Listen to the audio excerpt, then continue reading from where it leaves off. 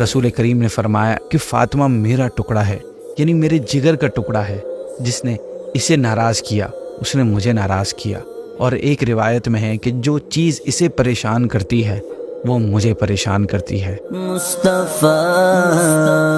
अस्सलामु अलैकुम वरहमतुल्लाह। नाजरीन, वेब सीरीज़ तरीक़ा मुहम्मदी की आज सेकंड एपिसोड है। चुनांचे अल्लाह पाक सूरह बनी इसराइल में इरशाद फरमाता है कि वला तक़्तुलू औलादकुम खशियता इमलाक, और गुर्बत के डर से अपनी औलाद को कत्ल ना करो। नाजरीन, हमारे नबी पाक सल्लल्लाहु अलैहि वसल्लम जिस ज़माने में नबी बनाकर भेजे गए उस वक्त औलाद ख़ास करके लड़कियों को ज़मीन में ज़िंदा दफन करना आम था। रिच फैमिलीज तो इसलिए अपनी बेटियों को कत्ल करते थे कि इनका कोई दामाद ना बने। इस बात में वो अपनी इंसल्ट फील करते थे, और गरीब लोग अपनी गुर्बत की वजह से अपनी औलाद को कत्ल कर देते थे। जिस टाइम पर औलादों के लिए माँ बाप के जहनों में ऐसी सोचें होती थी, उस वक्त भी हमारे नबी पाक सल्लल्लाहु अलैहि वसल्लम ने अपना मिसाली किरदार यानी रोल प्ले किया और लोगों को बताया कि एक वालिद पर उसकी औलाद के कौन कौन से हुकूक हैं। आज की एपिसोड में हम जानेंगे कि हमारे हुजूर बहैसियत वालिद यानी एज अ फादर कैसे थे। हुजूर सल्लल्लाहु अलैहि वसल्लम की औलाद की तादाद कितनी थी, पहले इस पर बात करते हैं। चुनांचे इस बात पर अक्सर हिस्टोरियंस का इत्तिफाक है कि नबी करीम सल्लल्लाहु अलैहि वसल्लम के बेटे बेटियों की तादाद 6 है। 2 बेटे हज़रत कासिम और हज़रत इब्राहिम, और 4 साहबजादियाँ जिसमें हज़रत ज़ैनब, हज़रत रुक़ैया, हज़रत उम्मे कुलसूम और हज़रत फ़ातिमा रदियल्लाहु ताला अन्हम। लेकिन कुछ ने यह भी कहा है कि आपके एक साहबजादे अब्दुल्ला भी थे जिनका लक़ब तय्यब व ताहिर है। इस कौल की बिना पर आपकी मुक़द्दस औलादों की तादाद 7 बनती है। शेख अब्दुल हक मुहद्दिस दहलवी रहमतुल्लाहि तआला अलैह ने इसी कौल को ज़्यादा सही बताया है। आपकी इन 7 औलाद में से हज़रत इब्राहीम, हज़रत मारिया किब्तिया रदियल्लाहु ताला अन्हा से पैदा हुए थे। बाकी तमाम औलादें हज़रत खतीजतुल कुबरा रदियल्लाहु ताला अन्हा के बतन मुबारक से हुईं। आइए अब रसूलुल्लाह सल्लल्लाहु अलैहि वसल्लम की इन मुक़द्दस औलादों के बारे में कुछ डिटेल भी जानते हैं, और ये भी देखते हैं कि आप सल्लल्लाहु अलैहि वसल्लम का इनके साथ किस तरह का मोहब्बत भरा ताल्लुक़ था। चुनांचे हज़रत कासिम रदियल्लाहु ताला अन्हु की पहले बात करते हैं। ये आप सल्लल्लाहु अलैहि वसल्लम के सबसे पहले बेटे थे जो ऐलान नबूवत से पहले हज़रत बीबी खतीजा रदियल्लाहु ताला अन्हा से पैदा हुए। नबी पाक की कुन्नियत अबुल कासिम इन्हीं के नाम पर है। तमाम उलमा का ये कौल है कि ये पाँव पर चलना सीख गए थे कि इनकी वफ़ात हो गई, और एक रिवायत में ये भी है कि इनकी उम्र 2 साल हो चुकी थी जब इनकी वफ़ात हुई। दूसरी औलाद हज़रत ज़ैनब रदियल्लाहु ताला अन्हा है। ये नबी पाक सल्लल्लाहु अलैहि वसल्लम की साहबजादियों में सबसे बड़ी हैं। ऐलान नबूवत से 10 साल पहले मक्का मुकर्रमा में इनकी पैदाइश हुई। उस वक्त नबी पाक की उम्र 30 साल थी। ये इब्तिदाई इस्लाम ही में मुसलमान हो गई थी, और जंग बदर के बाद प्यारे आका ने इनको मक्का मुकर्रमा से मदीना मुनव्वरा बुला लिया था। ऐलान नबूवत से पहले इनकी शादी इनके खालाजाद भाई अबुल आस बिन रबी से हो गई थी। अबुल आस हज़रत बीबी खतीजा की बहन हज़रत हाला के बेटे थे। अब ऐलान नबूवत के बाद आप तो मुसलमान हो गई, मगर अबुल आस ईमान ना लाए। 2 हिजरी में जब अबुल आस जंग बदर से गिरफ्तार होकर मदीने आए, उस वक्त हज़रत ज़ैनब मक्के में ही रह रही थीं। जब इन्हें अबुल आस की गिरफ्तारी का पता चला तो आप इन्हें कैद से छुड़ाने के लिए मदीने में अपना वो हार भेजा जो आपकी वालदा हज़रत खतीजा ने जहेज़ में दिया था। प्यारे आका ने जब ये हार देखा तो आपकी आंखों में आंसू आ गए।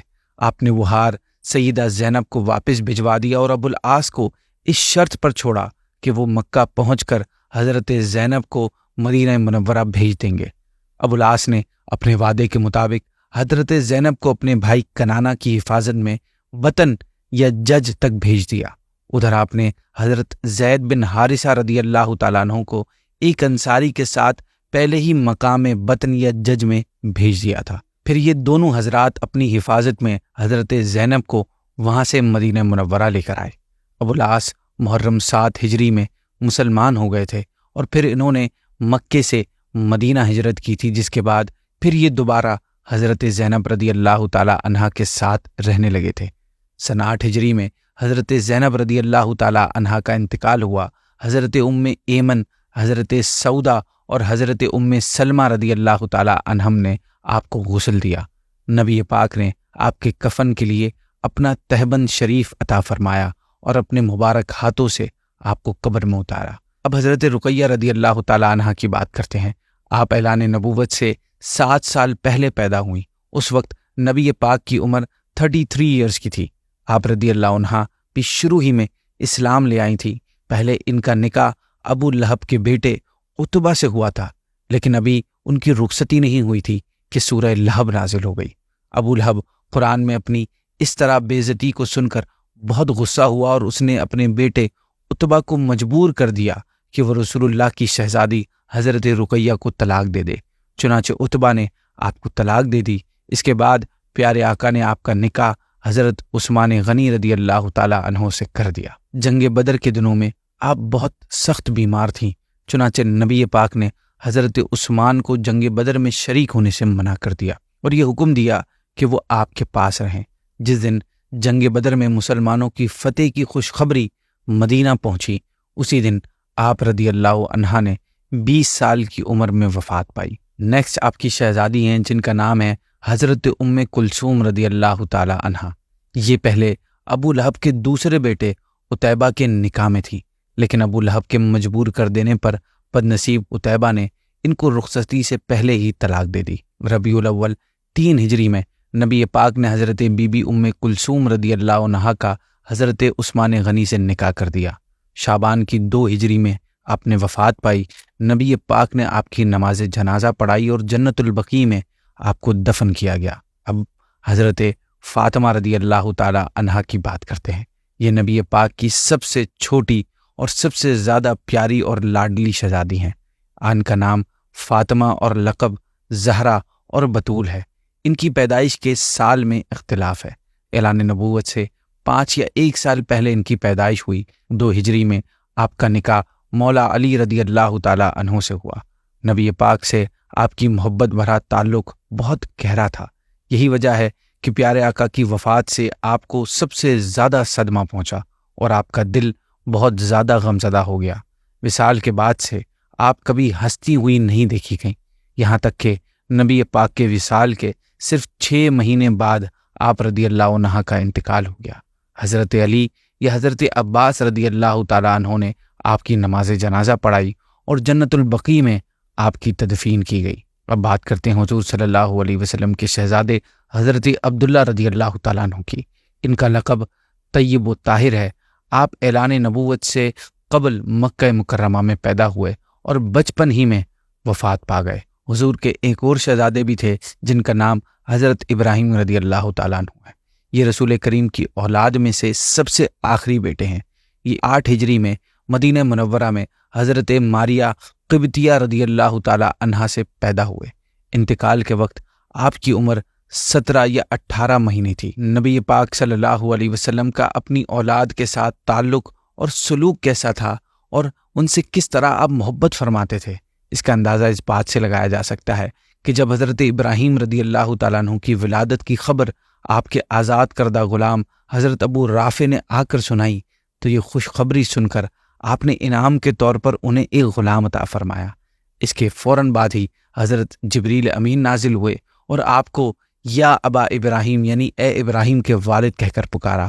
آپ اس پر بے حد خوش ہوئے اور ان کے عقیقے میں 2 مینڈے آپ نے ذبح فرمائے اور ان کے سر کے بال کے وزن کے برابر چاندی خیرات فرمائی۔ ان کے بالوں کو دفن کر دیا گیا اور ابراہیم نام رکھا گیا۔ پھر ان کو دودھ پلانے کے لیے حضرت ام سیف رضی اللہ عنہا کے حوالے فرمایا۔ نبی پاک کو حضرت ابراہیم سے بہت زیادہ محبت تھی۔ حضرت انس کا بیان ہے کہ ہم رسول اللہ صلی اللہ علیہ وسلم کے ساتھ حضرت ابو سیف رضی اللہ عنہ کے مکان پر گئے تو یہ وہ وقت تھا کہ جب حضرت ابراہیم نزع کے عالم میں تھے، یعنی آپ کی روح نکل رہی تھی۔ یہ منظر دیکھ کر نبی پاک کی آنکھوں میں آنسو جاری ہو گئے۔ اس وقت عبد الرحمن بن عوف رضی اللہ تعالیٰ عنہ نے عرض کی کہ یا رسول اللہ، کیا آپ بھی روتے ہیں؟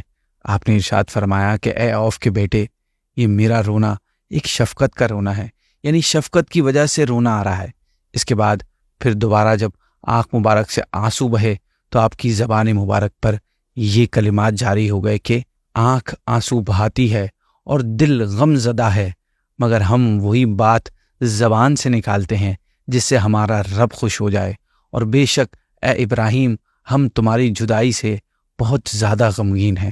آپ نے یہ بھی فرمایا کہ میرے بیٹے ابراہیم نے دودھ پینے کی مدت پوری نہیں کی اور دنیا سے چلا گیا، اس لیے اللہ پاک نے اس کے لیے جنت میں ایک دودھ پلانے والی کو مقرر فرما دیا ہے جو مدت رضاعت تک یعنی دودھ پلانے کے ٹائم تک اس کو دودھ پلاتی رہے گی۔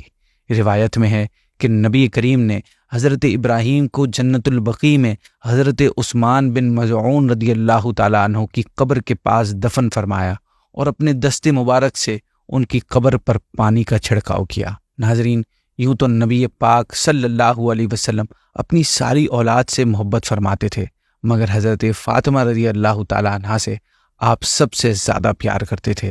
حضرت جمی بن عمیر فرماتے ہیں کہ میں اپنی پھپھی کے ساتھ حضرت عائشہ کے پاس گیا، میں نے پوچھا کہ کون سا شخص نبی پاک کو بہت پیارا تھا؟